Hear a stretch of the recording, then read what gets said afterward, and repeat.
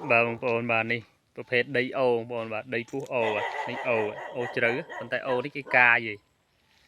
cái ca gì ประเภทដីពុះអូដែលយើងធ្វើអត់កើនបានតែដាំស្រូវអានេះគេកែច្នៃមកធ្វើកសិកម្មនេះបានបងប្អូនបាទដីអូដែលយើងទុកចោលអានេះគេកាយបន្លាយពាត់ចេះមកបាទកាយបន្លាយពាត់ចេះមកផ្លោះកដាគេដាំដូងបាន2ជួរគៀនគេដាំឈុកនេះដីអូនេះជ្រៅដែរបងប្អូនជ្រៅដែរនេះថ្នល់ឡើងកម្ពស់ណាស់នៃថ្នល់ហើយគេកាយបន្លាយចឹងគ្រប់ទាំងអស់បាទមកដីគេហ្នឹងបាទហើយជា3 4 ហត្តាផ្លោះកដាលគេដាំដូងក្នុងបន្លាយគេដាំឈូកនេះអញ្ចឹងដីពុះអូនេះធ្វើចេះចំណេញអានេះគេអាចចំត្រីក្នុងនេះបានទៀតចំត្រីក្នុងបន្លាយក្នុងប្រព័ន្ធទឹកគេនេះបានទៀតពីខាងនេះគេដាំឈូកដែរនេះពុះអូសុតនៅខាងនោះប៉ុន្តែវាព្រៃទៅចូលទៅមើលកើតចូលទៅធ្លាក់ទឹកឯងបើបន្លោះនេះចូលទៅបាននេះដូងគេផ្លែដូងគេ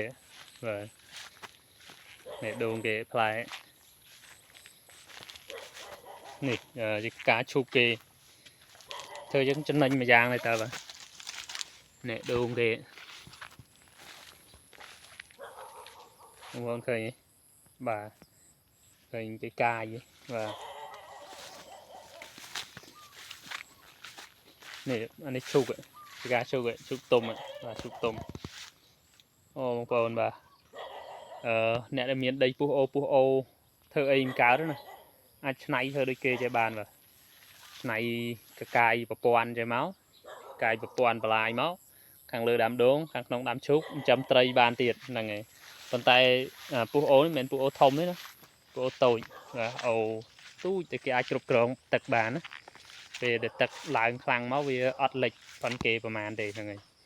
ខាងនោះគេដាំស្រូវខាងនោះគេដាំស្រូវខាងក្រោយបាទគេដាំឈូកអញ្ចឹងទាំងអស់នេះគំនិតចេះវាល្អមួយយ៉ាងដែរបាទបានចំត្រីលក់សិតមាត់ត្រីនៅក្នុងទឹកហើយអានេះនៅក្នុងរងដូងនេះគេចំគោនេះគេចងគោឲ្យស៊ីឡើងលីងនេះចងគោឲ្យស៊ីឡើងទុអស់បាទនេះដូងផ្លែបងប្អូនបាទដូងផ្លែដូងក៏បានលក់ត្រីក៏បានលក់ឈូកក៏បានលក់គោក៏បានលក់ហ្នឹងហើយព្រោះស្មៅក្នុងដូងគោស៊ីបេះឈុកលក់បាទចិញ្ចឹមត្រីអូចំណេញច្រើនមែនតើបងប្អូនបាទចំណេញច្រើនមែនតើប៉ុន្តែអាស្រ័យលើយើងមានលទ្ធភាពគ្រប់គ្រងដែរណាតាមដែលមើលទៅបើយើងអត់មានលទ្ធភាពគ្រប់គ្រងវារៀងពិបាកដែរនេះឈុកគេដាំជុំវិញចឹងហ្មងបងប្អូនឈុកគេដាំជុំវិញចឹងហ្មងឈុកល្អនេះឈុកផ្លែធំផ្លែនោះផ្លែវាធំនេះប្រហែលជាគេបេះលក់អស់ហើយមើលទៅធំវគ្គមុននៅបងប្អូនអរគុណច្រើនបាទវីដេអូនឹងមានអីច្រើនទេគាត់តែចង់ចែកម្លែក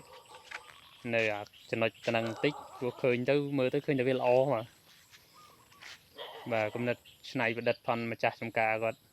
មានគំនិតច្នៃប្រឌិតល្អបាទហើយនៅខាងក្រៅគាត់មានរៀបជាកញ្ចុះ 3 4 សម្រាប់ទទួលភ្ញៀវអង្គុយលេងបាទភ្ញៀវអង្គុយលេងហូបលក់ចាប់ហួយសាច់អាំងតិចតួចមានអរិញដែលសាច់ខ្លែមសាច់អីចឹងទៅទិញឈុកហូបអីចឹងទៅហ្នឹងហើយបងប្អូនហ្នឹងអរគុណច្រើនបងប្អូនបាទ